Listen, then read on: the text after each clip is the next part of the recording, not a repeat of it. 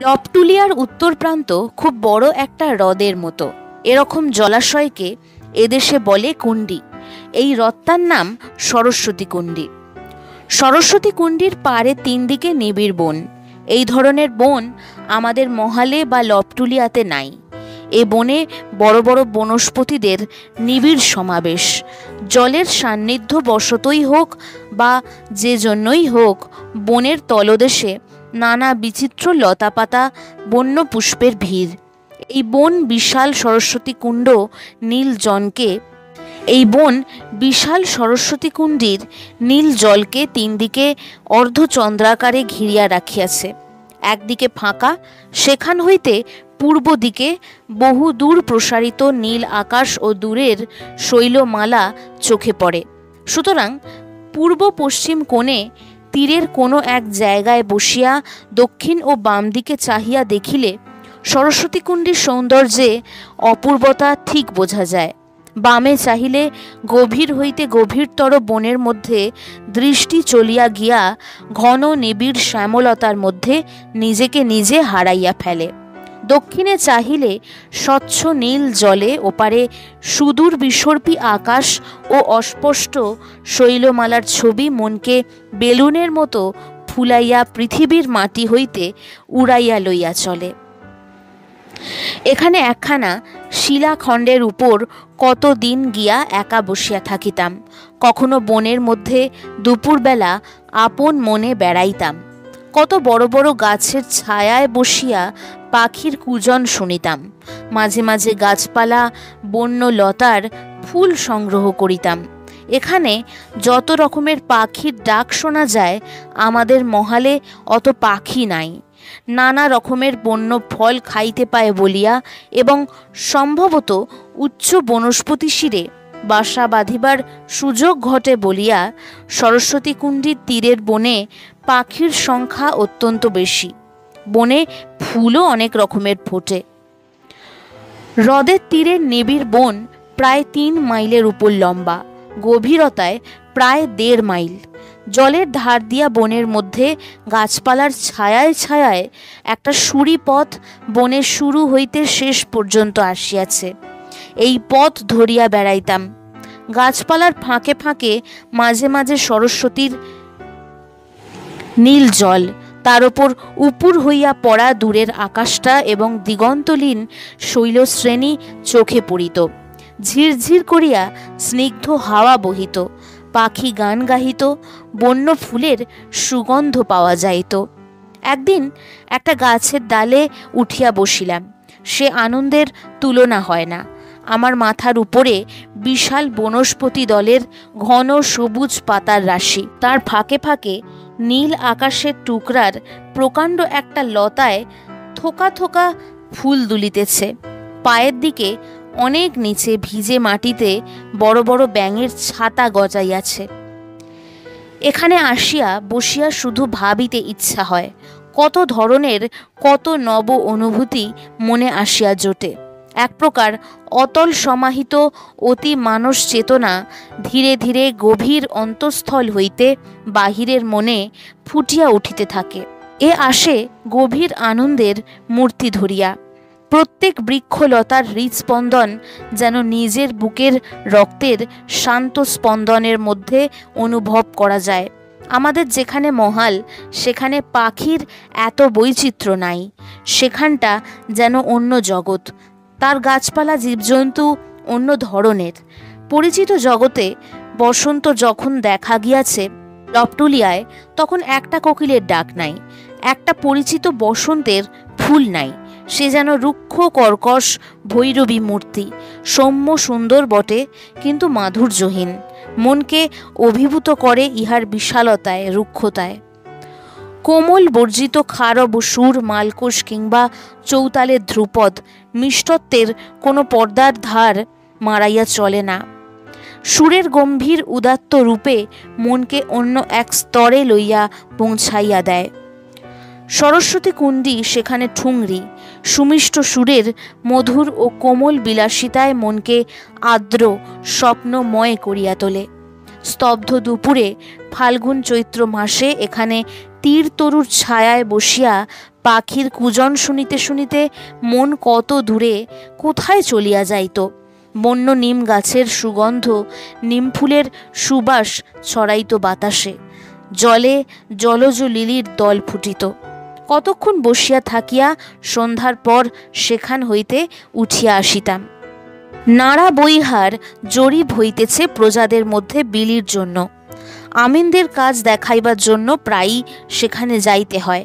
ফিরিবার পথে মাইল 2 পূর্ব দক্ষিণ দিকে একটু ঘুরিয়া যাই, শুধু সরস্বতী কুণ্ডীর এই বনভূমিতে ঢুকিয়া বনের ছায়ায় খানিকটা বেড়াইবার লোভে। সেদিন ফিরিতেছিলাম বেলা 3টার সময়। খর রৌদ্রে বিস্তীর্ণ রৌদ্রদগ্ধ প্রান্তর পার হইয়া ঘর্মাক্ত কলেবরে বনের মধ্যে ঢুকিয়া ঘন ছায়ায় ছায়ায় জলের ধার পর্যন্ত গেলাম। প্রান্তর সীমা হইতে জলের কিনারা প্রায় 1.5 মাইলের কম নয়, কোনো কোনো স্থানে আরও বেশি।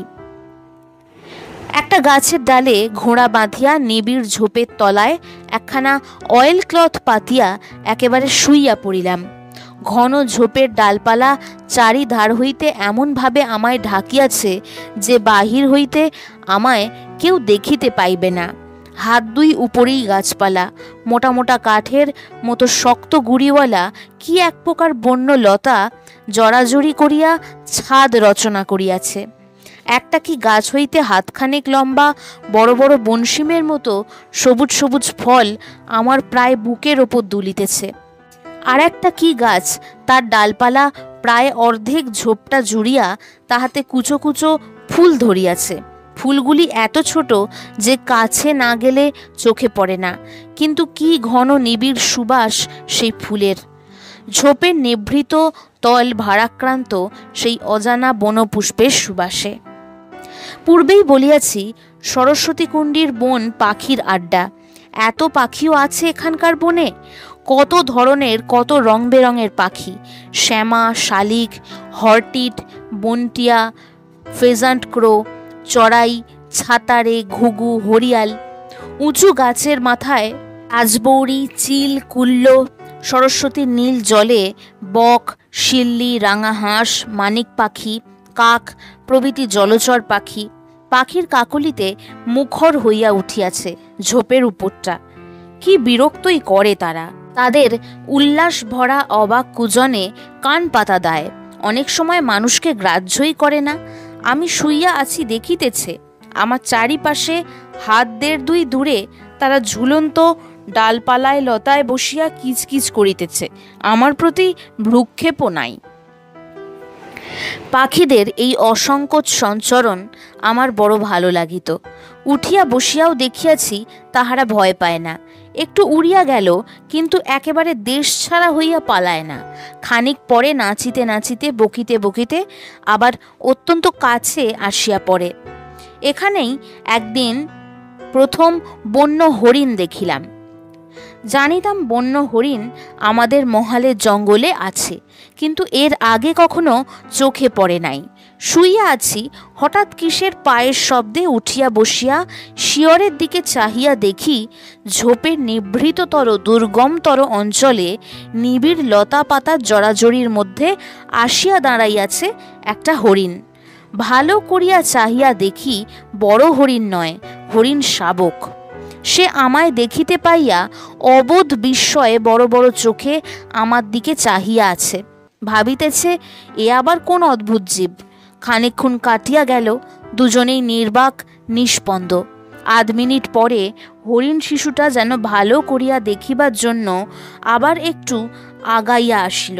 তার চোখে ঠিক যেন মনুষ্য শিশুর মতো সাগ্রহ কৌতূহলের দৃষ্টি। আরও কাছে আসিত কিনা জানি না, আমার ঘোড়াটা সেই সময় হঠাৎ পা নাড়িয়া গা ঝাড়া দিয়া ওঠাতে হরিণ শিশু চকিত ও সন্ত্রস্তভাবে ঝোপের মধ্য দিয়া দৌড়িয়া তাহার মায়ের কাছে সংবাদটা দিতে গেল। তারপর কতক্ষণ ঝোপের তলায় বসিয়া রহিলাম। গাছপালার ফাঁকে ফাঁকে চোখে পড়ে সরস্বতী কুণ্ডীর নীল জল অর্ধচন্দ্রাকারে দূর শৈলমালার পাদদেশ পর্যন্ত প্রসারিত। আকাশ নীল, মেঘের লেশ নেই কোনো দিকে। কুণ্ডীর জলচর পাখির দল ঝগড়া কলরব তুমুল দাঙ্গা শুরু করিয়াছে। একটা গম্ভীর ও প্রবীণ মানিক পাখি তীরবর্তী এক উচ্চ বনস্পতির শীর্ষে বসিয়া থাকিয়া থাকিয়া তাহার বিরক্তি জ্ঞাপন করিতেছে।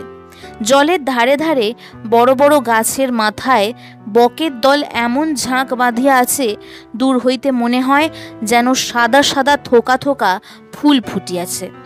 রোদ ক্রমশ রাঙা হইয়া আসিল। ওপারে শৈলচূড়ায় যেন তামার রং ধরিয়াছে।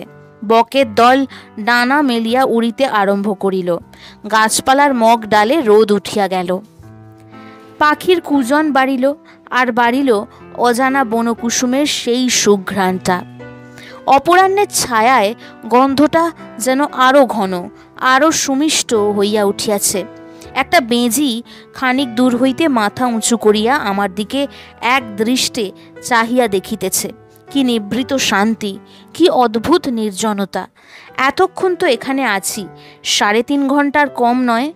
বন্য পাখির কাকলি ছাড়া অন্য কোনো শব্দ শুনি নাই।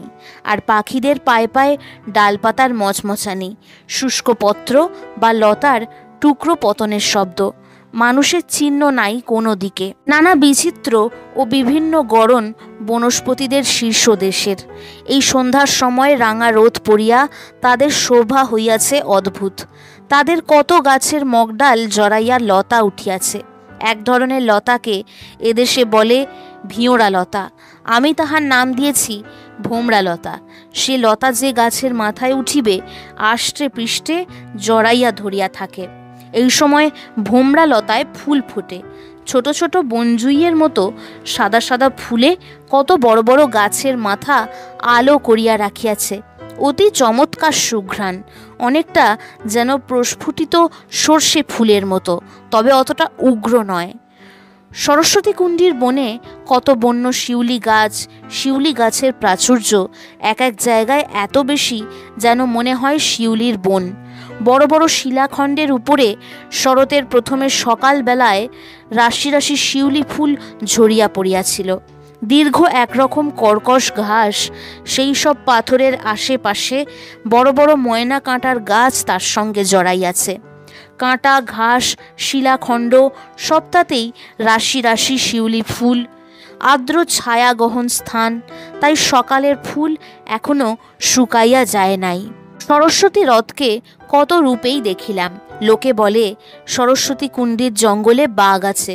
জ্যোৎস্না রাত্রে সরস্বতীর বিস্তৃত জলরাশির কৌমুদী স্নাত শোভা দেখিবার লোভে রাস পূর্ণিমার দিন তহসিলদার বনোয়ারি লালের চোখে ধুলা দিয়া আজমাবাদের সদর কাছারি আসিবার ছুতায় লপটুলিয়া ডিহি কাছারি হইতে লুকাইয়া একা ঘোড়ায় এখানে আসিয়াছি। বাঘ দেখি নাই বটে, কিন্তু সেদিন আমার সত্যই মনে হইয়াছিল এখানে মায়াবিনী বনদেবীরা গভীর রাত্রে জ্যোৎস্না স্নাত হ্রদের জলে জলকেলি করিতে নামে। চারিধার নীরব নিস্তব্ধ। পূর্ব তীরের ঘন বনে কেবল শৃগালের ডাক শোনা যাইতেছিল। দূরের শৈলমালা ও বনশীর্ষ অস্পষ্ট দেখাইতেছে। জ্যোৎস্নার হিম বাতাসে গাছপালা ও ভোমরা লতার নৈশ পুষ্পের মৃদু সুবাস। আমার সামনে বন ও পাহাড় বেষ্টিত নিস্তরঙ্গ বিস্তীর্ণ হ্রদের বুকে হৈমন্তী পূর্ণিমার থই থই জ্যোৎস্না, পরিপূর্ণ ছায়াহীন। জলের উপর পড়া ক্ষুদ্র ক্ষুদ্র বিচিমালায় প্রতিফলিত হওয়ায় অপার্থিব দেবলোকের জ্যোৎস্না। ভোমরা লতার সাদা ফুলে ছাওয়া বড় বড় বনস্পতি শীর্ষে জ্যোৎস্না পড়িয়া মনে হইতেছে গাছে গাছে পরিদের শুভ্র বস্ত্র উড়িতেছে। আর এক ধরনের পোকা এক ঘেঁ ডাকিতেছিল, ঝিঁঝি পোকার মতোই। দু একটা পত্র পতনের শব্দ বা খসখস করিয়া শুষ্ক পত্র রাশির উপর দিয়া বন্য জন্তুর পলায়নের শব্দ। বনদেবীরা আমরা থাকিতে তো আর আসে না, কত গভীর রাত্রে আসে কে জানে। আমি বেশি রাত পর্যন্ত হিম সহ্য করিতে পারি নাই, ঘণ্টাখানেক থাকিয়াই ফিরি। সরস্বতী কুণ্ডীর এই পরিদের প্রবাদ এখানেই শুনিয়াছিলাম। শ্রাবণ মাসে একদিন আমাকে উত্তর সীমানা জরিপের ক্যাম্পে রাত্রি যাপন করিতে হয়। আমার সঙ্গে ছিল আমিন রঘুবর প্রসাদ। সে আগে গভর্নমেন্টের চাকুরি করিয়াছে। মোহনপুরা রিজার্ভ ফরেস্ট ও এ অঞ্চলের বনের সঙ্গে তার 25-30 বৎসরের পরিচয়। তাহার কাছে সরস্বতী কুণ্ডীর কথা তুলিতেই সে বলিল, হুজুর, ও মায়াবী কুণ্ডী, ওখানে রাত্রে হুড়িপড়িরা নামে। জ্যোৎস্না রাত্রে তারা কাপড় খুলে রাখে ডাঙায়, ওই সব পাথরের উপর রেখে জলে নামে। সে সময় যে তাদের দেখতে পায় তাকে ভুলিয়ে জলে নামিয়ে ডুবিয়ে মারে। জ্যোৎস্নার মধ্যে দেখা যায় মাঝে মাঝে পরীদের মুখ জলের উপরে পদ্মফুলের মতো জেগে আছে। আমি দেখিনি কখনো। হেড সার্ভেয়ার ফতে সিং একদিন দেখেছিলেন। একদিন তারপর তিনি গভীর রাত্রে একা ওই হ্রদের ধারে বনের মধ্যে দিয়ে যাচ্ছিলেন সার্ভে তাঁবুতে। পরদিন সকালে তাঁর লাশ কুণ্ডীর জলে ভাসতে দেখা যায়। বড় মাছে তার একটা কান খেয়ে ফেলেছিল। হুজুর, ওখানে আপনি ওরকম যাবেন না। এই সরস্বতী কুণ্ডীর ধারে একদিন দুপুরে এক অদ্ভুত লোকের সন্ধান পাইলাম। সার্ভে ক্যাম্প হইতে ফিরিবার পথে একদিন হ্রদের তীরের বনপথ দিয়া আস্তে আস্তে আসিতেছি। বনের মধ্যে দেখি একটি লোক মাটি খুঁড়িয়া কি যেন করিতেছে। প্রথমে ভাবিলাম লোকটা ভুঁই কুমড়া তুলিতে আসিয়াছে। ভুঁই কুমড়া লতা জাতীয় উদ্ভিদ। মাটির মধ্যে লতার নিচে চাল কুমড়ার আকারের প্রকাণ্ড কন্দ জন্মায়। উপর হইতে বোঝা যায় না। কবিরাজি ঔষধে লাগে বলিয়া বেশ দামে বিক্রয় হয়। কৌতূহল বশত ঘোড়া হইতে নামিয়া কাছে গেলাম। দেখি ভুঁই কুমড়া নয়, কিছু নয়, লোকটা কিসের যেন বীজ পুঁতিয়া দিতেছে। আমাকে দেখিয়া সে থতমত খাইয়া অপ্রতিভ দৃষ্টিতে আমার দিকে চাহিল। বয়স হইয়াছে, মাথায় কাঁচা পাকা চুল, সঙ্গে একটা চটের থলে, তার ভিতর হইতে ছোট একখানা কোদালের আগাটুকু দেখা যাইতেছে, একটা শাবল পাশে পড়িয়া, ইতস্তত কতকগুলি কাগজের মোড়ক ছড়ানো। বলিলাম, তুমি কে? এখানে কি করছো? সে বলিল, হুজুর কি ম্যানেজার বাবু? হ্যাঁ, তুমি কে? নমস্কার, আমার নাম যুগল প্রসাদ। আমি আপনাদের লবটুলিয়ার পাটোয়ারি বনোয়ারি লালের চাচাতো ভাই। তখন আমার মনে পড়িল বনোয়ারি পাটোয়ারি একবার কথায় কথায় তাহার চাচাতো ভাইয়ের কথা তুলিয়াছিল। উঠাইবার কারণ, আজমাবাদের সদর কাছারিতে, অর্থাৎ আমি যেখানে থাকি সেখানে একজন মুহুরির পদ খালি ছিল। বলিয়াছিলাম একটা ভালো লোক দেখিয়া দিতে। বনোয়ারি দুঃখ করিয়া বলিয়াছিল, লোক তো তাহার সাক্ষাৎ চাচাতো ভাইই ছিল, কিন্তু লোকটি অদ্ভুত মেজাজের, একরকম খামখেয়ালি উদাসীন ধরনের। নইলে কাইতি হিন্দিতে অমন হস্তাক্ষর, অমন পড়ালেখার এলেম এ অঞ্চলের বেশি লোকের নাই। জিজ্ঞাসা করিয়াছিলাম, কেন, সে কি করে? বনোয়ারি বলিয়াছিল, তার নানা বাতিক হুজুর, এখানে ওখানে ঘুরে বেড়ানো এক বাতিক, কিছু করে না, বিয়ে শাদি করেছে, সংসার দেখে না, বনে জঙ্গলে ঘুরে বেড়ায়, অথচ সাধু সন্ন্যাসীও নয়, ওই এক ধরনের মানুষ। এই তাহা হইলে বনোয়ারি লালের সেই চাচাতো ভাই। কৌতূহল বাড়িল। বলিলাম, ও কি পুঁছছ ওখানে? লোকটা বোধ হয় গোপনে কাজ করিতেছিল, যেন ধরা পড়িয়া লজ্জিত ও অপ্রতিভ হইয়া গিয়াছে এমন সুরে বলিল, কিছু না, এই একটা গাছের বীজ। আমি আশ্চর্য হইলাম, কি গাছের বীজ? ওর নিজের জমি নয়, এই ঘোর জঙ্গল, ইহার মাটিতে কি গাছের বীজ ছড়াইতেছে? তাহার সার্থকতাই বা কি? কথাটা তাহাকে জিজ্ঞাসা করিলাম। বলিল, অনেক রকম বীজ আছে হুজুর। পূর্ণিয়ায় দেখেছিলাম একটা সাহেবের বাগানে ভারী চমৎকার বিলিতি লতা, বেশ রাঙা রাঙা ফুল, তারই বীজ। আরও অনেক রকম বনের ফুলের বীজ আছে, দূর দূর থেকে সংগ্রহ করে এনেছি। এখানকার জঙ্গলে ওসব লতা ফুল নেই, তাই পুঁতে দিচ্ছি। গাছ হয়ে 2 বছরের মধ্যে ঝাড় বেঁধে যাবে, বেশ দেখাবে। লোকটার উদ্দেশ্য বুঝিয়া তাহার উপর আমার শ্রদ্ধা হইল। লোকটা সম্পূর্ণ বিনা স্বার্থে একটা বিস্তীর্ণ বন্যভূমির সৌন্দর্য বৃদ্ধি করিবার জন্য নিজের পয়সা ও সময় ব্যয় করিতেছে, যে বনে তাহার নিজের ভূস্বত্ব কিছুই নাই। কি অদ্ভুত লোকটা! যুগল প্রসাদকে ডাকিয়া এক গাছের তলায় দুজনে বসিলাম। সে বলিল, আমি এর আগেও এই কাজ করেছি হুজুর। লপটুলিয়াতে যত বনের ফুল দেখেন, ফুলের লতা দেখেন, ওসব আমি আজ 10-12 বছর আগে কতক পূর্ণিয়ার বন থেকে, কতক দক্ষিণ ভাগলপুরের লক্ষ্মীপুর স্টেটের পাহাড়ি জঙ্গল থেকে এনে লাগিয়েছিলাম। এখন একেবারে ওসব ফুলের জঙ্গল বেঁধে গিয়েছে। তোমার কি এ কাজ খুব ভালো লাগে? লপটুলিয়া বৈহারের জঙ্গলটা ভারী চমৎকার জায়গা। ওইসব ছোটোখাটো পাহাড়ের গায়ে কি এখানকার বনের ঝোপে নতুন নতুন ফুল ফোটাবো, এ আমার বহু দিনের শখ। কি ফুল নিয়ে আসতে? কি করে আমার এদিকে মন গেল তা একটু আগে হুজুরকে বলি। আমার বাড়ি ধরমপুর অঞ্চলে। আমার দেশে বুনো ভান্ডির ফুল একেবারেই ছিল না। আমি মহিষ চড়িয়ে বেড়াতাম ছেলেবেলায় কুশি নদীর ধারে ধারে। আমার গাঁ থেকে 10-15 ক্রোশ দূরে। সেখানে দেখতাম বনে জঙ্গলে মাঠে বুনো ভান্ডির ফুলের বড় শোভা। সেখান থেকে বীজ নিয়ে গিয়ে দেশে লাগাই। এখন আমাদের অঞ্চলের পথের ধারে বন ঝোপে কি বাড়ির পেছনে পোড়ো জমিতে ভান্ডি ফুলের একেবারে জঙ্গল। সেই থেকেই আমার এই দিকে মাথা গেল। যেখানে যে ফুল নেই সেখানে সেই ফুল গাছ লতা নিয়ে পুঁতব, এই আমার শখ। সারা জীবন এই করে এসেছি। এখন আমি এ কাজে ঘুণ হয়ে গেছি। যুগল প্রসাদ দেখিলাম এদেশের বহু বনের ফুল ও সুদৃশ্য বৃক্ষলতার খবর রাখে। এই বিষয়ে সে যে একজন বিশেষজ্ঞ তাহাতে আমার কোনো সন্দেহ রহিল না। বলিলাম, তুমি এবিস্টোলোকিয়া লতা চেনো? তাহাকে ফুলের গড়ন বলিতেই সে বলিল, হংসলতা? হাঁসের মতো চেহারার ফুল হয়তো। ও তো এদেশের গাছ নয়, পাটনায় দেখেছি বাবুদের বাগানে। তাহার জ্ঞান দেখিয়া আশ্চর্য হইতে হয়। আমায় বলিল, সরস্বতী কুণ্ডির মতো চমৎকার বন এ অঞ্চলে কোথাও নেই বাবুজি। কত গাছপালা যে আছে, আর কি দেখেছেন জলের শোভা? আচ্ছা, আপনি কি বিবেচনা করেন, এতে পদ্ম হবে পুঁতে দিলে? ধরমপুরের পাড়াগা অঞ্চলে পদ্ম আছে অনেক পুকুরে। ভাবছিলাম গেঁড় এনে পুঁতে দেব। আমি তাহাকে সাহায্য করিতে মনে মনে সংকল্প করিলাম। দুজনে মিলিয়া এ বনকে নানা নতুন বনের ফুলে লতায় গাছে সাজাইব।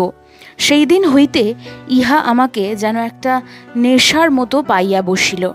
যুগল প্রসাদ খাইতে পায় না, সংসারে বড় কষ্ট, ইহা আমি জানিতাম। সদরে লিখিয়া তাহাকে 10 টাকা বেতনে একটা মুহুরির চাকুরি দিলাম আজমাবাদ কাছারিতে। সেই বছরে আমি কলিকাতা হইতে সাটনের বিদেশি বন্য পুষ্পের বীজ আনিয়া ও ডুয়ার্সের পাহাড় হইতে বন্য জুঁইয়ের লতার কাটিং আনিয়া যথেষ্ট পরিমাণে রোপণ করিলাম সরস্বতী হ্রদের বনভূমিতে। কি আহ্লাদ ও উৎসাহ যুগল প্রসাদের! আমি তাহাকে শিখাইয়া দিলাম এ উৎসাহ ও আনন্দ যেন সে কাছারির লোকের কাছে প্রকাশ না করে। তাহাকে তো লোকে পাগল ভাবিবেই, সেই সঙ্গে আমাকেও বাদ দিবে না। পর বৎসর বর্ষার জলে আমাদের রোপিত গাছ ও লতার ঝাড় অদ্ভুতভাবে বাড়িয়া উঠিতে লাগিল। হ্রদের তীরের জমি অত্যন্ত উর্বর। গাছপালাগুলিও যাহা পুঁতিয়াছিলাম এদেশের আবহাওয়ার উপযোগী। কেবল সাটনের বীজের প্যাকেট লইয়া গোলমাল বাঁধিয়াছিল। প্রত্যেক প্যাকেটের উপর তাহার ফুলের নাম ও কোন কোন স্থলে এক লাইনে ফুলের সংক্ষিপ্ত বর্ণনাও দিয়াছিল। ভালো রং ও চেহারা বাছিয়া বাছিয়া যে বীজগুলি লাগাইলাম তাহার মধ্যে হোয়াইট বিম ও রেড ক্যাম্পিয়ন এবং স্টিচওয়ার্ট অসাধারণ উন্নতি দেখাইল। ফক্সগ্লাভ ও উড অ্যানিমন মন্দ হইল না, কিন্তু অনেক চেষ্টা করিয়াও ডগ রোজ বা হনিসাকল এর চারা বাঁচাইতে পারা গেল না। হলদে ধুতুরা জাতীয় এক প্রকার গাছ হ্রদের ধারে ধারে পুঁতিয়াছিলাম। খুব শীঘ্রই তাহার ফুল ফুটিল। যুগল প্রসাদ পূর্ণিয়া জঙ্গল হইতে বন্য বয়রা লতার বীজ আনিয়াছিল। চারা বাহির হইবার 7 মাসের মধ্যেই দেখি কাছাকাছি অনেক ঝোপের মাথা বয়রা লতায় ছাইয়া যাইতেছে। বয়রা লতার ফুল যেমন সুদৃশ্য তেমনি তাহার মৃদু সুবাস। হেমন্তের প্রথমে একদিন দেখিলাম বয়রা লতায় অজস্র কুঁড়ি ধরিয়াছে।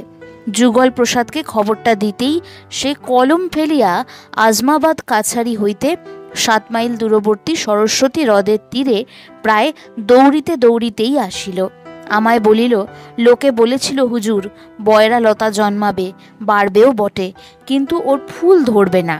সব লতায় নাকি ফুল ধরে না, দেখুন কেমন কুড়িয়ে এসেছে। হ্রদের জলে ওয়াটারক্রফট বলিয়া এক প্রকার জলজ ফুলের গেঁড় পুঁতিয়াছিলাম। সে গাছ হু হু করিয়া এত বাড়িতে লাগিল যে যুগল প্রসাদের ভয় হইল, জলে পদ্মের স্থান বুঝি ইহারা বেদখল করিয়া ফেলে। বোগেনভিলিয়া লতা লাগাইবার ইচ্ছা ছিল, কিন্তু শহরের শৌখিন পার্ক বা উদ্যানের সঙ্গে এতই ওর সম্পর্কটা জড়ানো যে আমার ভয় হইল সরস্বতী কুণ্ডীর বনে ফুলে ভরা বোগেনভিলিয়া ঝোপ ইহার বন্য প্রকৃতি নষ্ট করিয়া ফেলিবে। যুগল প্রসাদেরও এসব বিষয়ে মত আমার ধরনের, সেও বারণ করিল। অর্থ ব্যয়ও কম করি নাই। একদিন গণরি তেওয়ারির মুখে শুনিলাম কারো নদীর ওপারে জয়ন্তী পাহাড়ের জঙ্গলে এক প্রকার অদ্ভুত ধরনের বন্য পুষ্প হয়। ওদেশে তার নাম দুধিয়া ফুল। হলুদ গাছের মতো পাতা, অত বড়ই গাছ, খুব লম্বা একটা ডাঁটা ঠেলিয়া উঁচু দিকে 3-4 হাত ওঠে। একটা গাছে 4-5টা ডাঁটা হয়, প্রত্যেক ডাঁটায় 4টি করিয়া হলদে রঙের ফুল ধরে। দেখিতে খুব ভালো তো বটেই, ভারী সুন্দর তার সুবাস। রাত্রে অনেক দূর পর্যন্ত সুগন্ধ ছড়ায়। সে ফুলের একটা গাছ যেখানে একবার জন্মায়, দেখিতে দেখিতে এত হু হু বংশবৃদ্ধি হয় যে 2-3 বছরে রীতিমতো জঙ্গল বাঁধিয়া যায়। শুনিয়া পর্যন্ত আমার মনের শান্তি নষ্ট হইল। ওই ফুল আনিতেই হইবে। গণরি বলিল, বর্ষাকাল ভিন্ন হইবে না, গাছের গের আনিয়া পুঁতিতে হয়, জল না পাইলে মরিয়া যাইবে। পয়সা করি দিয়া যুগল প্রসাদকে পাঠাইলাম। সে বহু অনুসন্ধানে জয়ন্তী পাহাড়ের দুর্গম জঙ্গল হইতে 10-12 গণ্ডা গেঁড় জোগাড় করিয়া আনিল।